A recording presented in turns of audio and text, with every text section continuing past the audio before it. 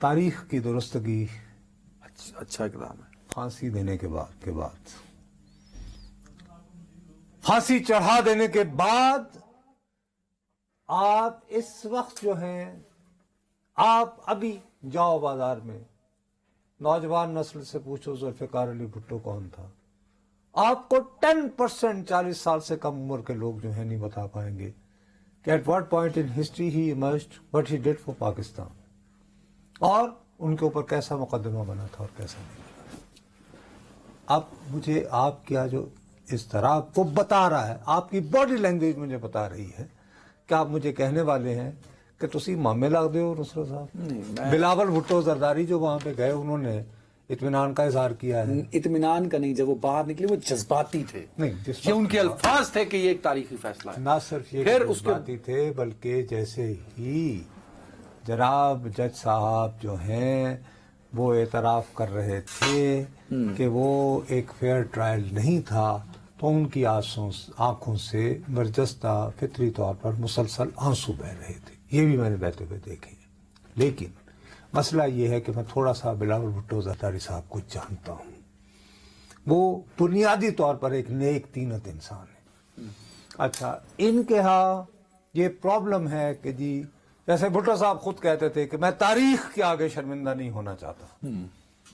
Understand سر، انہوں نے یہ پہلا سنتے ہی فیصلہ یہ محسوس کیا کہ یار آج میرا نانا جو ہے وہ تاریخ کے آگے ونڈیکیٹ ہو گیا.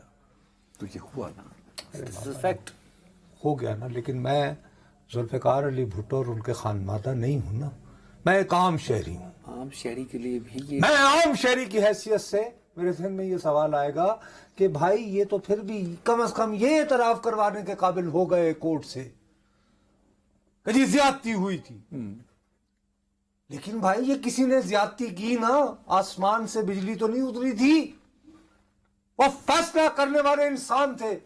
اگر ذوالفقار علی بھٹو کو آج ریہیبلیٹیٹ کیا جاتا ہے، تاریخ میں یہ بتایا جاتا ہے کہ انہیں غلط طور پر قاتل پکارا گیا تھا، تو ان بندوں کو اگر سزا نہیں دے سکتے کرومویل کی طرح قبر سے نکال کر، کیا مطلب؟ بھائی کرومویل کو نام سنا ہوگا. آپ کچھ اور کہہ رہے ہیں. آپ یہ کہہ رہے ہیں کہ جنہوں نے یہ فیصلہ دیا، اور بھائی میں یہ نہیں کہہ رہا، یہ کہیں نہ کہیں تو منصوبہ بنا ہوگا نا کہ ذوالفقار علی بھٹو کو اس الزام کے تحت گھیرنا ہے. یہ بھی کسی جگہ فیصلہ ہوا ہوگا کہ یہ مقدمہ براہ راست جو ہے اس کا کوئی امپیکٹ نہیں ہے. ہم ذوالفقار علی بھٹو کی پھانسی کو ہمیشہ بات کرتے ہیں اس پہ کہ وہ فیصلہ، وہ پھانسی غلط تھی لیکن بندہ پھانسی لگ گیا تھا.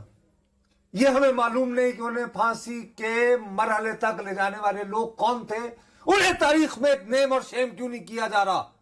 اسی لیے میں منتظر رہتا.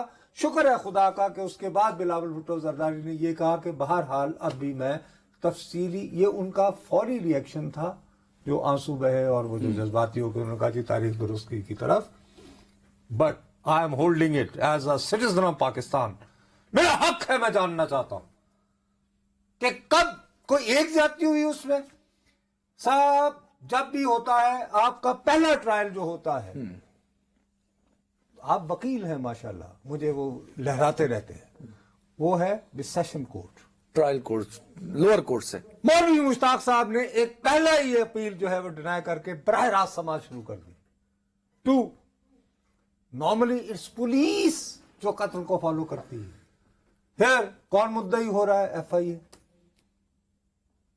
کوئی ایک زیادتی اور زیادتی ہوتی چلی جا رہی ہے مسلسل. کم از کم ان لوگوں کو نیم اور شیم کر دیا جاتا نا.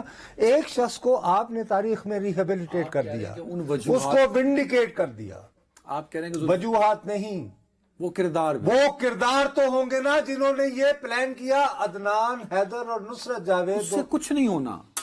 اس سے کیا ہوگا جی؟ کردار آگے. پھر اس سے اگر یہ ثابت ہو گیا کہ جی بھٹو صاحب کے ساتھ انصاف نہیں ہوتا تو اس سے کیا فائدہ ہوا؟ کم از کم آج اس عدالت نے، جس عدالت نے سزا دی، جب تک ظالم کا نام نہیں لیا جائے گا، یہ کیا بات ہوئی؟ اس سے ہوگا کیا؟ جس کے ساتھ زیادتی ہوئی نہیں سر. مظلوم کی آہ سنی گئی نا سر. مظلوم کی آہ اس وقت سنی جاتی جب مظلوم پر ظلم کرنے والوں کو نیم اور شیم کیا جاتا.